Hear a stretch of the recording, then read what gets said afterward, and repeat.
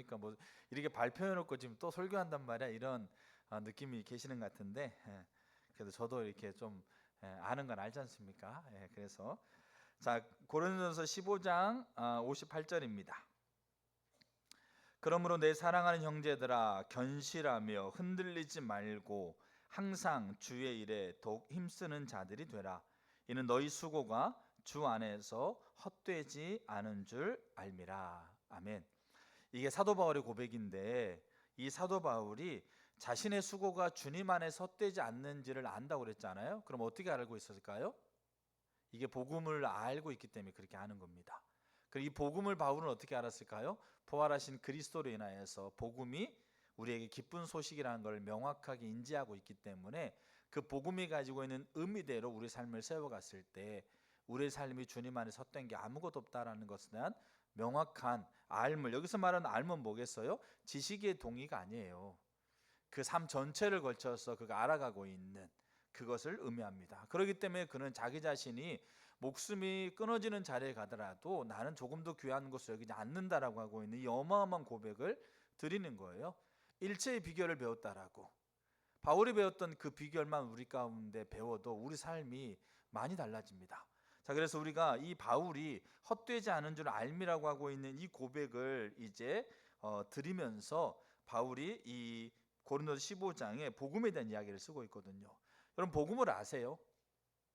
여러분, 복음을 믿는다고 앉아 계시잖아요. 그럼 그 복음이 뭔지를 아시냐 이거죠. 그 복음의 의미가 내 안에 명확하게 인식이 되세요? 그 의미를 내가 바울이 여기 58장은 끝이 아니고 58장 이후에 다시 어디로 갈까요? 다시 15장 1절로 가는 거예요. 헛되이 믿지 않고 굳게 지키면.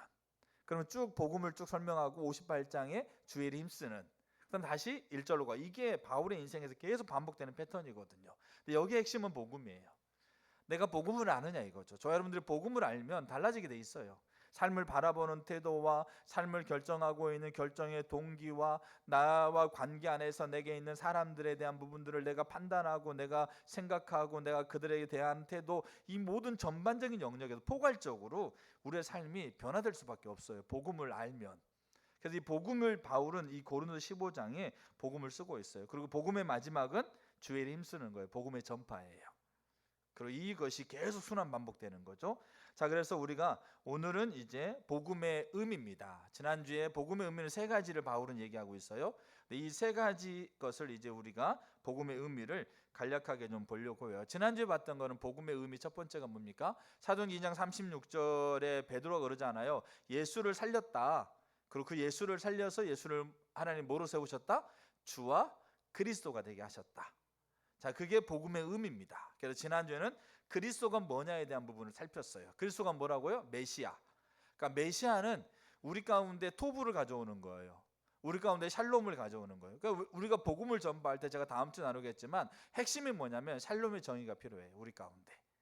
그러니까 저 여러분 삶 가운데 메시아이신 그 복음을 우리가 아는 사람들은 그 샬롬의 정의로 나아가야 돼요. 그게 바울이 주의 일을 힘쓰는 거거든요. 그건 이제 다음 주에 볼 텐데, 근데 명확하게 예수님이 메시아가 되신 거죠. 그거는 뭐냐면 메시아는 샬롬을 가져오는 거고 토부, 평안을 가져오는 거거든요.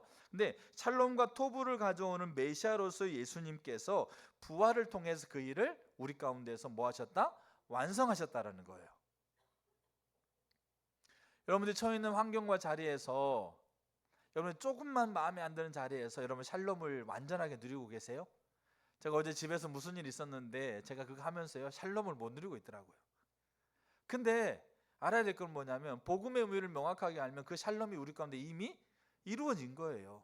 내 안에 이미 메시아로서의 예수 그리스도께서 이미 부활을 통해서 이미 샬롬, 토부, 알겠죠? 그 평강이 이미 내 안에서 완성된 거예요. 근데 우리는 복음의 의미를 모르니까 그 복음의 의미를 알고 그 삶의 자리로 들어가지 못하니까 우리는 그 삶의 현상이 우리에게 계속 뭐를 느끼게 하는 겁니까? 불안하게 하고 염려하게 하고 짜증나게 하고 분노가 일어나게 하는 것으로 계속 우리가 그 상황에서 반응한다라는 거죠. 근데 이 바울이 얘기하고 있는 복음의 의미 안에서 우리가 온전하게 우리 가운데서 복음을 가지고 우리가 상황으로 나아가게 되어지게 되면 이미 뭐 하셨는데 하나님 우리에게 저 여러분에게 토부를 하나님께서 샬롬을 평안을 이미 우리 가운데 성취하셨는데, 그러니까 이게 기쁜 소식이라는 얘기예요. 근데 우리는, 저 여러분들이 그게 안 되고 있지 않습니까? 조금만 내 삶에 조금만 내가 원하는데 안 되고 조금만 내가 힘들어도 우리 가운데는 금방 우리의 옛 본성이 나오고 있는 거잖아요. 왜 그럴까요? 우리가 복음 몰라서 그러는 거예요, 사실은. 그럼 우리는 어떻게, 뭐가 필요하냐? 그 복음을 우리가 명확하게, 우리가 분명하게 신뢰하고 우리 삶 가운데 그 복음을 근거에 살아가는 삶의 훈련이 필요하다고요. 그래서 바울이 이거를 경건해지도록 연습하라고 그래요. 훈련하라고 그래요. 디모데에게 얘기하면서 이거 저절되는 거 아니다. 이거는 훈련해야 되고 연습해야 되고 그 복음을 토대로 해서 판단하면서 그 삶을 굳게 지켜가는, 1절에 나와 있는 헛되이 믿지 않고 굳게 지키는 삶이 돼야 돼. 그렇게 되어가는 자리 안에서 우리가 복음이 내적인 실제가 되는 거예요. 그래서 알아지는 거예요. 그래서 복음을 안다는 말은 지식뿐만 아니라 경험적인 거, 도덕적인 거, 영적인 게 다 포함만 된다는 거죠. 그래서 그 복음의 첫 번째 의미가 뭐냐면 예수님 우리의 메시아다. 저 여러분 안에 하나님이 이미 샬롬, 평강을 하나님께서 이미 성취하셨다. 이게 복음입니다. 이게 기쁜 소식입니다. 그게 예수의 부활을 통해서 이미 성취된 거라는 거죠. 자, 두 번째, 이 복음의 의미가 뭐냐면 예수님이 주님이시다예요. 사도 베드로가, 우리가 사도행 2장에서 하나님이 예수를 살리사 이 예수를 주와 그리스도가 되게 했다. 그래서 그 복음의 의미 중에 하나가 뭐냐면 예수가 뭐라고요? 예수가 주님이시다예요. 그래서 여러분, 초기 교회가 전한 복음의 핵심은 예수님이 주님이라는 거예요. 그러면 예수님이 주님이라고 하고 있는 그 말의 의미가 어떤 의미를 가지고 있는지를 우리가 좀 알아야, 그래야지 우리가 어떻게 하는 겁니까? 우리의 삶 안에서 우리가 어떻게 그거를 믿고 그 삶을 세워가는지에 대한 부분들을 또한 우리가 연결시킬 수가 있는 거예요. 예수님이 주님이라는 말의 의미는 그 당시에, 쉽게 말해서 사도행전 2장의 교회가 시작되었을 때 그들이 예수님을 주님이라고 고백했잖아요. 그 말이 어떤 의미를 가지고 있는지를 우리가 이렇게 찾아볼 필요가 있어요. 그래서 예수님이 주님이라는 말의 의미는 세 가지 의미를 가지고 있어요. 그러니까 우리가 예수님을 뭐라고 고백합니까? 우리 주 예수 그리스도로 고백하잖아요. 그러니까 그 말의 의미가 우리 가운데 명확하게 우리 가운데 알아져야 우리의 삶 안에서 주의 일에 힘쓰는 것이 어떤 의미인지를, 그게 복음의 전파거든요. 주의 일에 힘쓰는 것이 뭔가에 대한 부분들을 우리가 더 선명하게 우리 삶을 세워갈 수 있는 거예요. 그리고 그 주의 일에 힘썼을 때 그 일이 주님 안에서 결코 헛되지 않는다라는 그 강력한 확신이 생긴다는 얘기죠. 근데 복음을 모르면 우리는 그 주의 일에 힘쓰는 것과 내가 주의 일에 힘쓰는 것이 주님 안에서 결코 헛되지 않는다라고 하고 있는 것에 대한 확신이 없어요.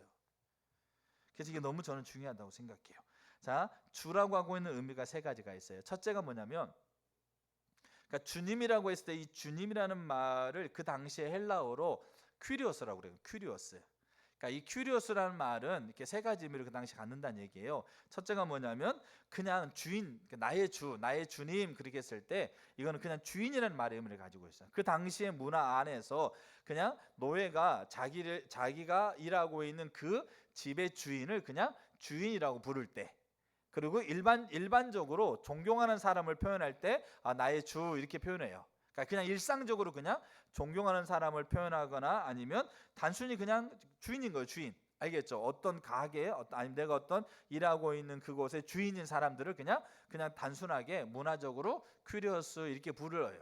알겠죠? 이게 그냥 단순한 의미가 첫 번째가 있어요. 자, 두 번째 의미가 있어요.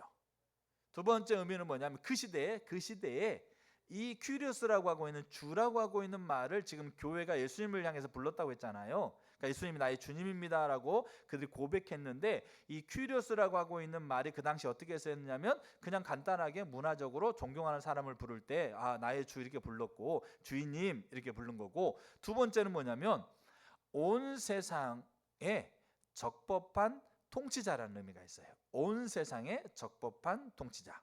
근데 이게 왜 이 예수님을 믿는 사람들이 예수님을 주라고 불렀을 때 그 주의 의미가 온 세상을 적법하게 통치하는 통치자라는 의미라고 불렀는데, 이 의미가 그 당시의 사회적인 분위기 안에서 어떠한 어떠한 위치에 어떠한 상태에 처할 수밖에 없는가를 우리가 알 필요가 있어요. 우리가 지금 그 북한이라고 하고 있는 우리 민족은 어떤 나라입니까? 공산주의의 국가잖아요. 알겠죠? 거기에서는 그 나라의 주가 누구겠어요? 적법한 통치자가 누구겠어요? 김일성과 김정은과 김일성, 그다음에 김정일, 김정은으로 연결되고 있는 그들이 그 온 세상의 적법한 통치자인 거예요. 쉽게 말해서 지금 이 시대에도. 자, 그러면 그 통치 아래 살아가고 있는 북한 주민이 누구를 주라고 불러야 돼요? 위대한 우리의 아버지 수령님이 어떻게 해야 돼요? 우리의 주가 되시고 이 온 땅에 이 나라를 포함해서 온 땅을 다스리는 적법한 통치자로 불러야 된다는 거잖아요. 근데 그 나라에 살고 있는 사람이 그 김일성을 주라고 부르는 게 아니고 누구를 주라고 부른다? 예수라고 있는 사람을 주라고 부르는 거예요. 그럼 이런 상황이 생기면 그 나라에서 편하게 살겠어요? 못 살겠어요? 편하게 못 살아요. 북한의 나라, 실제 북한의 나라에서도 예수님이 주라고 고백하고 있는 것이 발각되거나 아니면 뭡니까? 들려지게 되어지면 바로 어떻게 돼요? 바로 끌려갑니다. 실제적으로. 그리고 예수에 관한 책들만 가지고 있어도 즉각적으로 끌려가게 되는 거죠. 지금 우리 민족이 지금 그런 일이 일어나고 있는 거예요. 자, 근데 그 당시에 예수님이 주님이라고 고백했던 온 세상의 적법한 통치자로 고백하고 있는 그 유대인들, 교회, 그리스도인들 있잖아요. 그리스도인들이 어떤 배경 가운데 있었냐면 누구의 지배 가운데 있었어요? 로마의 지배 가운데 있었다는 거죠. 알겠죠? 그러니까 로마가 전 세계를 지배하고 있었을 때 초창기 때 로마의 지배는 어떻게 했냐면 군사력을 가지고 지배했어요. 그러니까 군사력을 가지고 온 세계를 지배했는데 그 지배력이 한계가 있는 거예요. 알겠죠? 한계가 있으니까 그 황제마다 자기의 지배력을 강화시키려고 했는데 군사력을 가지고는 한계가 있어요. 그러니까 로마의 황제가 뭘 했냐면 종교를 도입한 거죠. 황제 숭배 사상을 도입한 거죠. 그래서 로마의 황제가 누구라는 겁니까? 로마의 황제인 내가 너희 나라를 지배하고 있어. 근데 너희 나라를 지배하고 있는 것은 너희 나라를 강압적으로 그렇게 폭력으로 그렇게 뭡니까? 너희 나라를 지배하고 있는 게 아니라 나는 누구라는 거예요? 나는 온 우주의 신이 있는데 그 신 중에 최고의 신, 로마의 최고의 신은 누굴까요? 제우스라고 하고 있는 신이에요. 로마의 최고의 신. 알겠죠? 그 다음에 온 세계를 다스리고 있는 신, 그 신에 의해서 이 땅을 다스릴 수 있는 적법한 그 권한을 위임받은 존재야 라고 이 자기가 지배하고 있는 나라들에게 선포하고 그 의미에서 자기를 숭배하게 한 거예요. 그래서 로마의 황제의 신상을 세우고 그 다음에 로마의 황제가 신의 아들이라고 하고 있는 문구를 새기고 그러면서 계속 뭡니까? 자기가 지배하는 나라들에게 로마의 황제인 내가 이 온 땅의 적법한 통치자로서 지금 통치하고 있어 라고 하고 있는 것을 강화시킨 거예요. 이게 종교거든요. 신의 아들로서 이 땅에 와서 온 세상을 적법하게 통치하는 통치자라고 하고 있는 그 가치관을 이제 자기가 지배하고 있는 나라에 펼쳤단 말이죠. 자, 근데 그렇게 해서 이제 다른 이렇게 나라들에서 또 다른 종교들에서 자기가 믿고 있는 신들이 로마 황제뿐만 아니라 자기가 믿고 있는 다른 나라에 다른 신들이 있었을까 없었을까요? 있었어요. 그리고 그 각 나라 지배를 받고 있는 각 나라 안에서도 자기의 구원을 위해서 믿는 신들이 있었고 그 신들을 위해서 모여져 있는 모임들이 있었다라는 거예요. 근데 그들 중에 어느 종교 하나도 자기가 믿고 있는 신이 큐리오스라고 부르지 않았어요. 왜? 그 당시에 로마의 지배 아래 있었을 때 누구가 큐리오스니까? 로마의 황제가 큐리오스니까 그 다른 종교, 로마 안에는 여러 가지 종교가 있었거든요. 그 로마의 법에 의해서 그 종교들은 보호를 받았어요. 근데 그 종교에 자신이 믿고 있는 신, 자신이 의지하고 있는 신을 어느 종교도 주라고 부르지 않았어요. 근데 유독 어디만? 유독 교회만 처음에 교회가 시작될 때부터 교회는 예수를 자기의 믿는 대상이신 예수를 뭐라 불렀다고요? 큐리오스라 불렀다고요. 그러니까 그 로마의 그 지배 아래서 그 교회가 예수를 주라고 불렀던 것이 어떤 위치에 처해 있는가는 우리가 금방 이해가 되시죠? 왜? 그 의미에서 주라고 불렀으니까. 온 세상의 적법한 통치자는 로마 황제가 아니고 누구다? 예수 그리스도다. 근데 왜 이렇게 이거를 고백할 수 있었고 이거를 선포할 수 있었느냐? 왜 그랬을까요? 부활을 통해서 가능했다라는 거죠.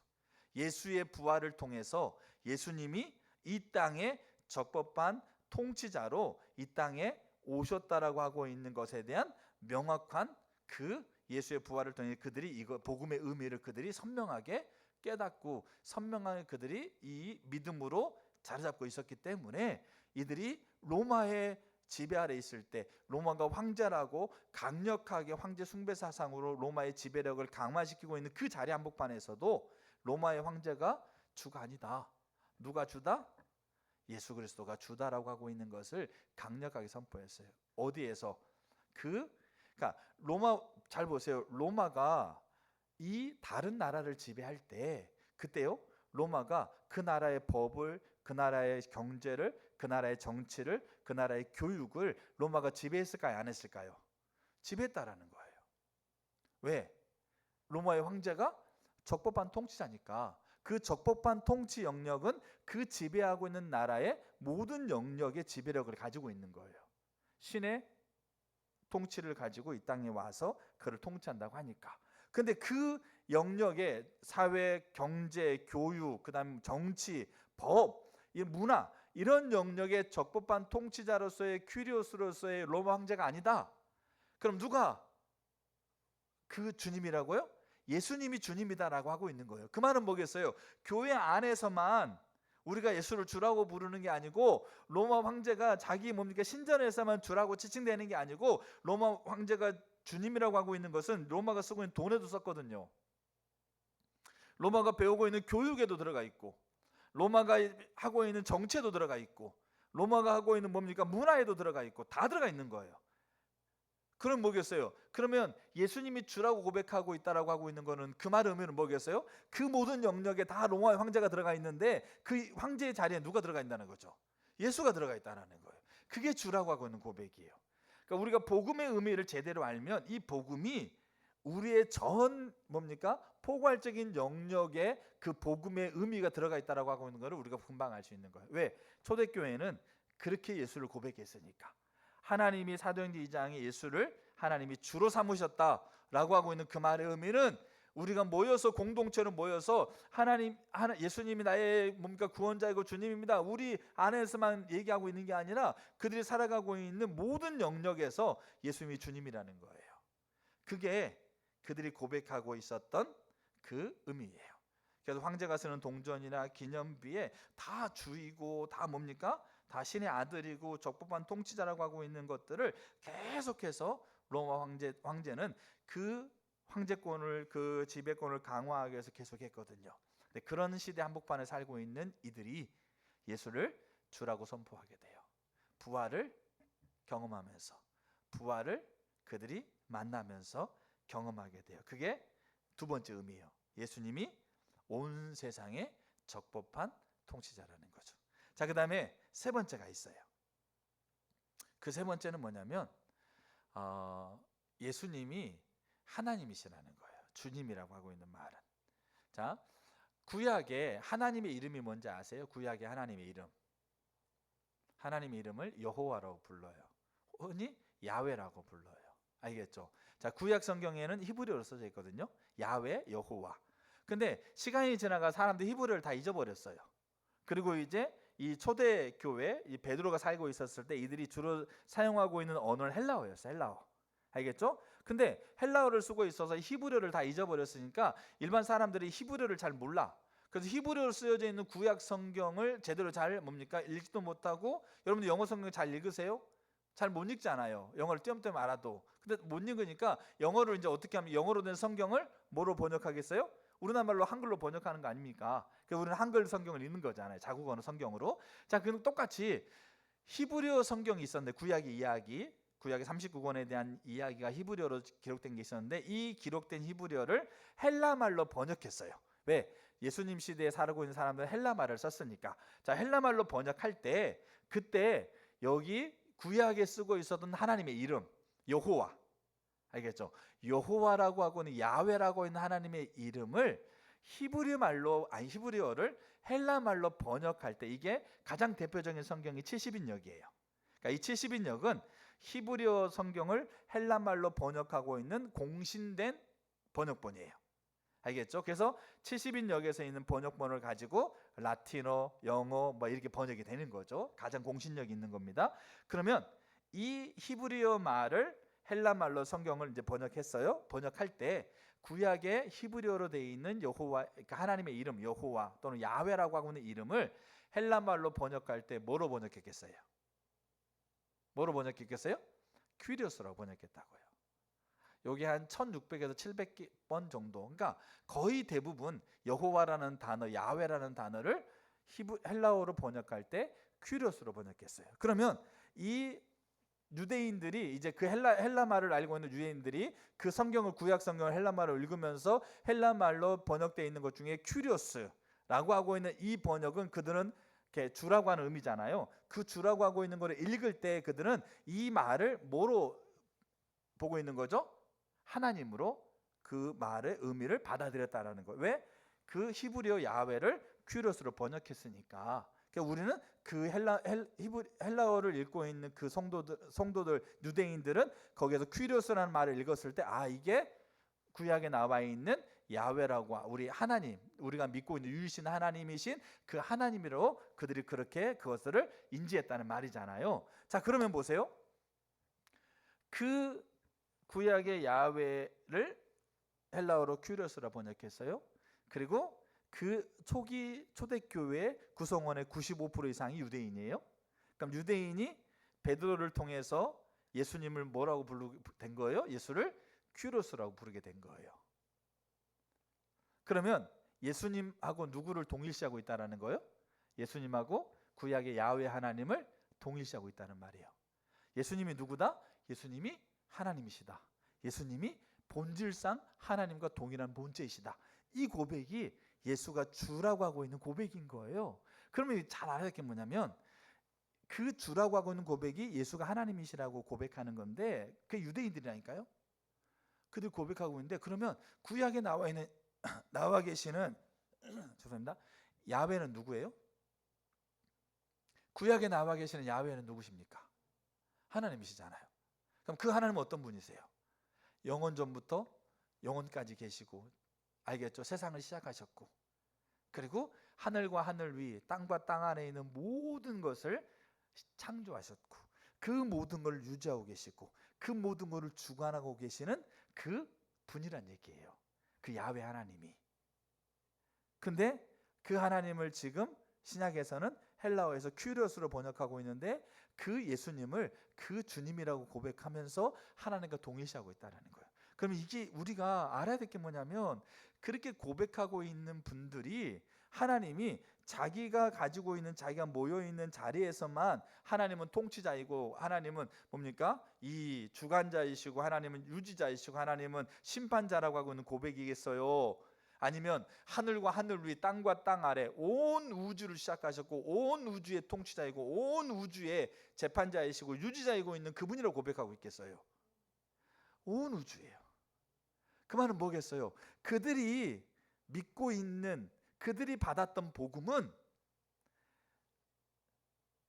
강력하게 이 포괄적인 영역 안에서의 주와 그리스도가 된다라고 하고 있는 것에 대한 고백이었던 거예요.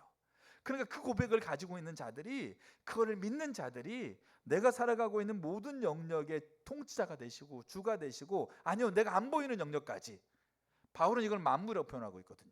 하늘과 하늘 위, 땅과 땅 아래에 있는 그 존재까지 하나님이 시작하셨고 있게 하셨고 나중에 그거를 끝낼 거다라고 하고 있는, 새하늘과 새 땅을 만들 거라고 하고 있는, 이룰 거라고 하고 있는 그 온 우주의 그 주관자로서 계신 하나님, 그 하나님이 내가 살고 있는 모든 영역의 주가 되신다라고 하고 있는 고백을 가지고 살아가는 사람들, 이거를 헛되이 믿지 않고 살아가는 사람들, 이들이 그 자리에서 로마 황제가 주라고 얘기한들, 알겠죠? 세상에 눈에 안 보이는 것들이 뭡니까? 우리에게 강력하게 어떻게 우리를 삶을 주관하도록 영향을 끼치고 있는 그 자리에서든들, 그들이 그 믿음을 헛되이 믿지 않고 있는 자들이 어떻게 그거를 대하겠느냐고요.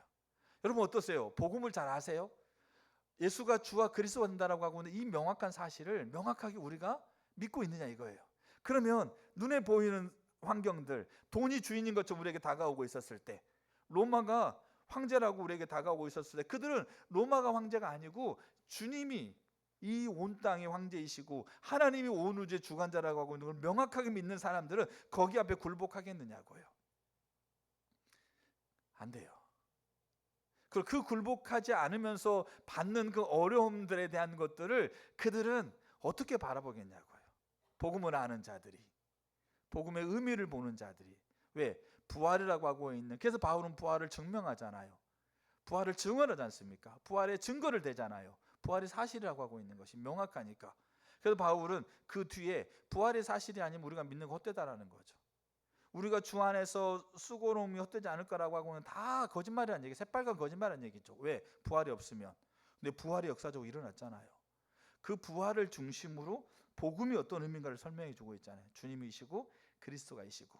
그리고 바울은, 이게 그리스도라는 말의 의미고요, 바울은 여기에서요 그 복음의 의미를 하나 더 전진해 가요. 그게 뭐예요? 그게 우리의 몸이 부활이에요. 저 여러분들이 부활한다라는 거예요.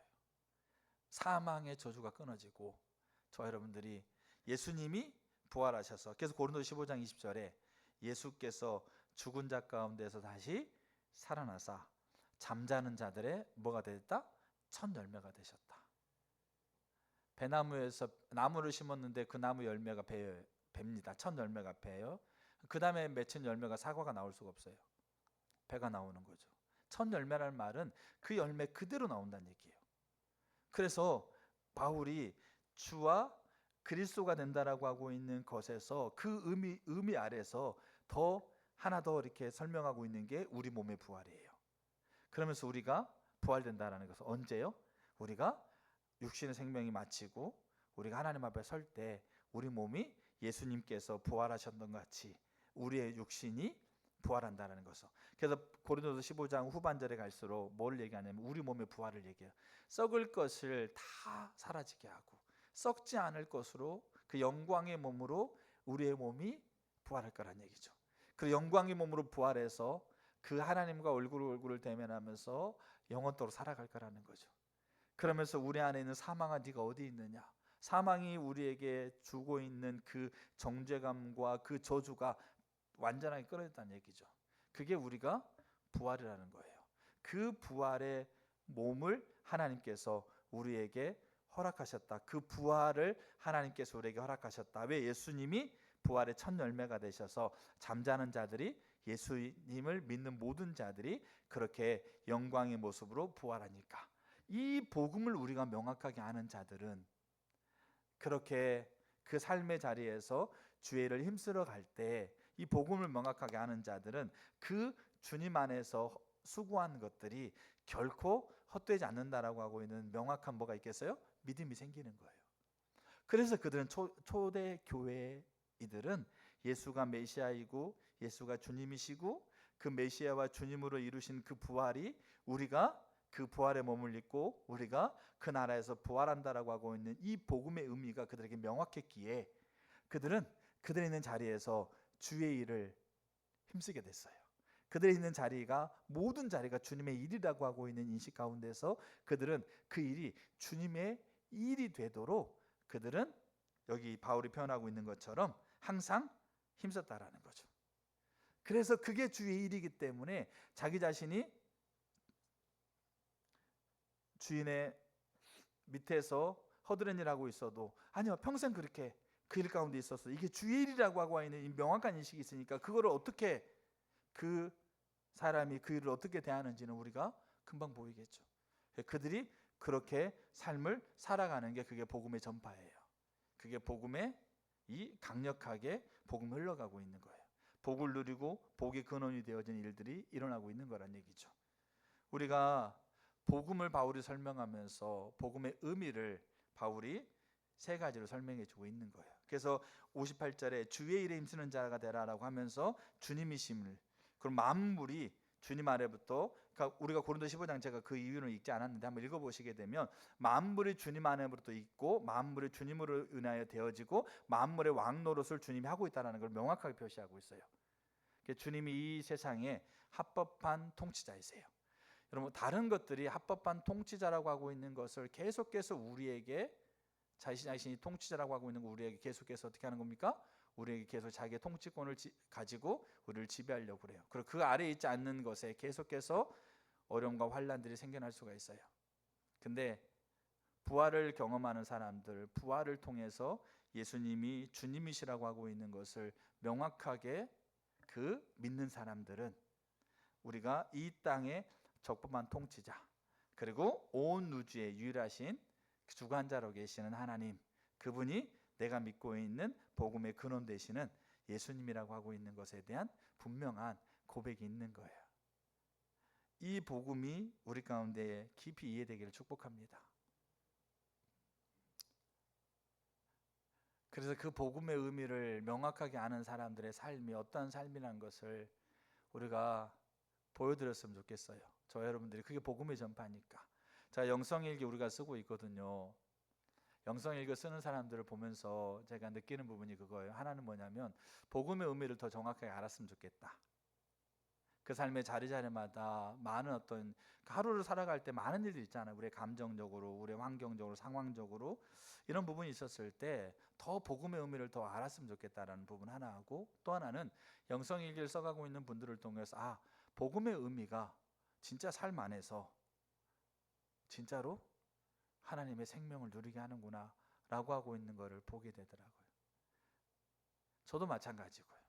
저도 이 고린도전서 15장을 쭉 나눠가면서 더 명확하게 저에게 그 복음의 의미가 더 명확하게 저에게 알아지는 것 같아요. 그 알한다는 말 속에는 제가 복음의 의미대로 주의 일을 힘쓰는 일들이 더 되어져 가고 있는 것들을 의미해요. 그러면 그 안에서 복음 대신 그 예수 그리스도의 생명이 내 안에 실제로 경험되고 누려지는 부분들이 더 이렇게 내 삶 가운데 이렇게 되어지는 부분들이 경험되고 있어요.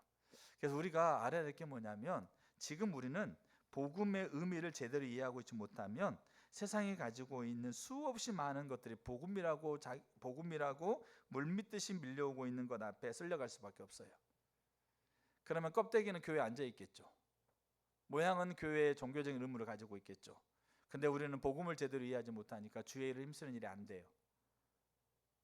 그럼 우리가 부활의 몸으로 우리가 그 앞에 섰을 때, 그러니까 우리가 그 앞에 섰을 때 우리가 부끄러운 구원을 받는 자리에 우리가 설 수도 있고요. 어떤 사람은 구원받은 줄 알고 있지만 사실 그 앞에 섰을 때 실제적인 구원이 아닐 수도 있어요. 우리가 명확하게 복음을 우리가 진지하게 접근하셔야 돼요. 복음을 진지하게 접근하고 복음의 의미가 깨달아지도록 성령의 지혜를 구하고 그 복음의 의미가 내 삶 가운데 실제가 될 수 있도록 힘쓰고 훈련하고 연습하고 그렇게 노력하는 것이 필요해요. 바울이 그래서 디모데에게 얘기하면서 경건에 이르도록 연습하라고 그랬어요. 이 연습은 있지 않습니까? 그냥 설렁설렁 하는 게 아니고 그 군인들이 전쟁 앞두고 하고 훈련과도 같아요. 그리고 이 운동선수들이 자기 모든 생애를 걸고 그것을 하고 있는 그 과정과도 같아요. 바울은 그걸 복음을 그 삶을 사는 것을 그렇게 표현하고 있거든요. 자, 오늘 저는 복음의 의미를 이렇게 두 번째 의미 주님이 되시고 그 다음에 세 번째 의미 우리의 부활, 우리 몸의 부활까지 그 복음 안에 담겨져 있다라고 하고 있는, 그래서 복음이 기쁜 소식이라고 하고 있는 것을 나눴어요. 다음 주에는 이 복음 바울이 얘기하고 있는 주의 일에 힘쓰는 복음을 우리가 전파해야 되는데 단순히 이렇게 전도지 가져가 복음 전파하는 것만이 아니라 이제 이 복음의 의미 아래서 바라보게 되면 이 온 눈에 보이는 것, 눈에 안 보이는 것, 이 온 것이 다 주님의 통치 아래 있으니까 우리가 그 안에 살아가고 있는 모든 건 다 누구의 일이 되는 거죠? 다 주님의 통치 아래 들어가 있는 일이기 때문에 우리의 모든 건 다 주의 일인 거죠. 그러니까 이거를 우리가 이제 실제적으로 살아갈 때 우리 가운데 매우 필요한 두 가지가 있어요. 분명하게 인지해야 될 두 가지. 하나가 에클레시아고요. 또 하나 샬롬의 정의예요. 이 두 가지가 우리 가운데 이렇게 복음의 전파라고 하고 있는 그 부분들이 우리 가운데 좀 더 이렇게 이해가 필요해요. 그리고 그것을 가지고 다시 1장으로 가가지고 복음을 믿으면서 이렇게 계속 순환되는 게 필요한 것을 좀 나누려고 합니다. 그리고 이 복음 전파가 이 2026년도 올 한 해 가운데 공의를 심고 인애를 거두라, 주를 찾을 때라는 거죠. 묵은 땅을 기경하고 그래야 여호와께서 오셔서 공의를 비처럼 너에게 내린다라고 하고 있는 그 말을 실제로 경험하는 그 과정인 거예요. 그래서 이 부분들을 다음 주에 좀 나누려고 합니다. 복음의 의미가 더 선명하게 깨달을 축복합니다. 아멘. 기도하겠습니다.